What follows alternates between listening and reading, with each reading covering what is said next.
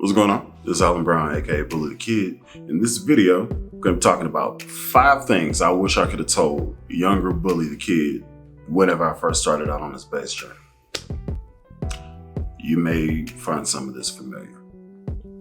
We'll see. Kick that intro.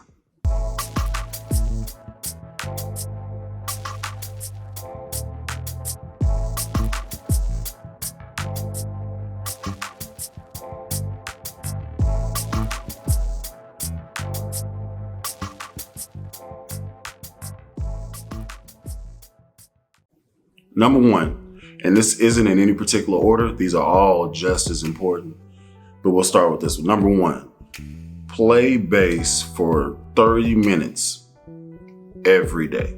You could play music off the radio, you could just noodle around while watching anime. Play 30 minutes every day. I spent a lot of time just cramming for the day of the gig. So I'll go to choir practice on Wednesday and then forget what I played Thursday and Friday. Then, oh crap, these songs are what we're gonna play on Sunday. I should probably sit down with the tape, because it was a tape at the time, and learn these songs exactly how they were played. So I'll spend maybe an hour and a half or so learning the song, but that's just 1.5 hours, maybe, every week. So if I would have just played 30 minutes every day, could have practiced those songs, could have not, but I know for sure over a 15-year time, it's probably been playing longer. So maybe 20 years time, all of that time I could have been practicing would have added up to hours and hours and hours of doing something. So quick math. Let's consult the calculator. 30 minutes a day, okay? Times 7 days a week, 210 minutes, right? Now you take that and you multiply that by 52 for weeks in a year, and I think you get 10,920. Yeah, let's go with that. And then you divide that by 60 for the conversion from minutes to hours. That ends up mathing to 182 hours every year. Now you take that number and then just for play, let's take that number and multiply it by 20. For 20 years I've been playing, this is how many hours I could have had logged in. 3,640, if my math is right. 30 minutes a day.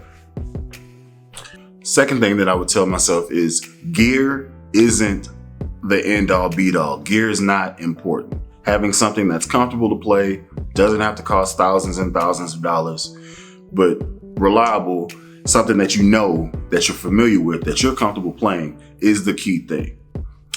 Case in point, I have all these basses, but I use them for different things in different moods and stuff like that, right? That's how I justified it. I went back and got the first bass I've ever owned, and it just has that thing. I rarely play it, but it's in the Hall of Fame directly in the center of all my basses because it started it off, and it was a great tool for the job that I had, specifically for 10 years. So just that bass for 10 years, just that bass, and I beat it to heck. Still sounds good though.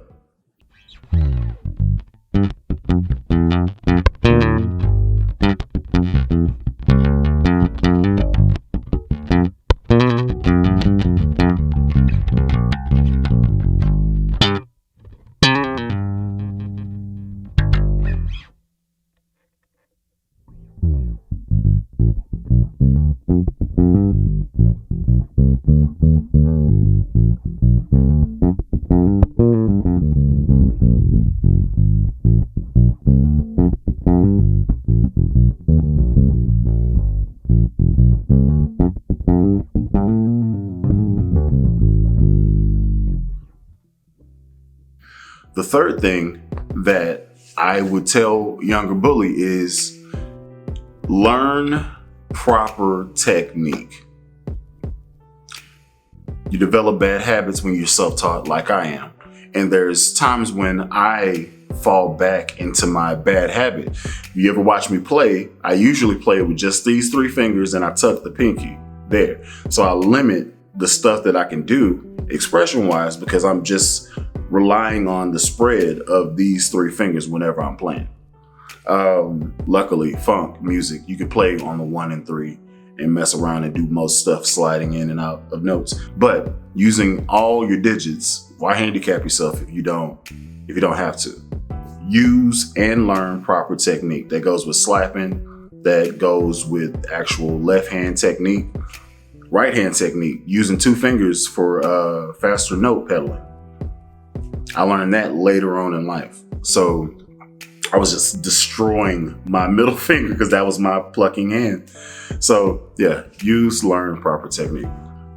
Number 4, understand what's needed in the music. Not everything needs ridiculous riffs. Jesus.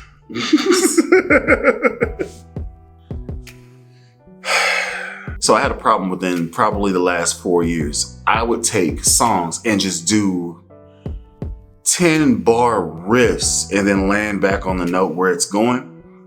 That can take the steam out of the music. It focuses the music on you specifically. And that in a church setting, it's not usually the best situation because not everybody's into music like that. And it's not about me, right? So up until recently, where I had to be in a very structured situation, I would just throw in a tasty lick whenever I felt like it.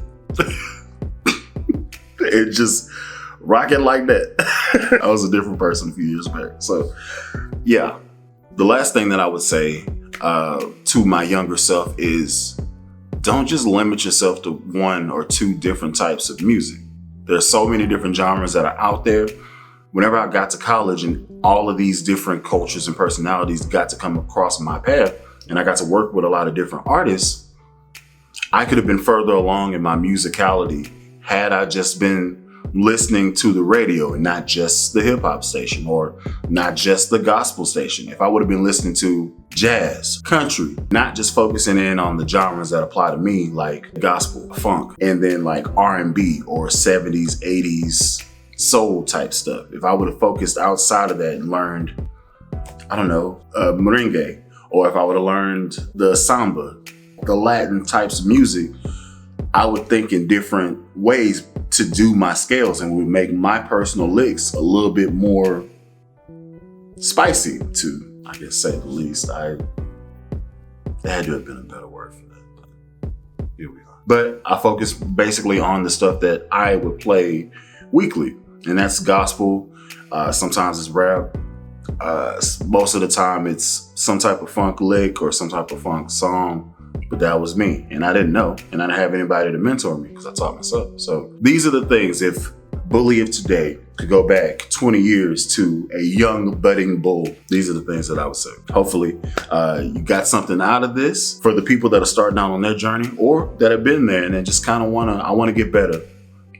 How do I go about getting better? So this is a multifaceted type of review. Hope y'all dig it. Let me know what you think in the comments. Do you identify with some of this stuff? Am I talking to you? Let me know. Till then, I've been Alan Brown, aka Bully the Kid. Y'all be easy.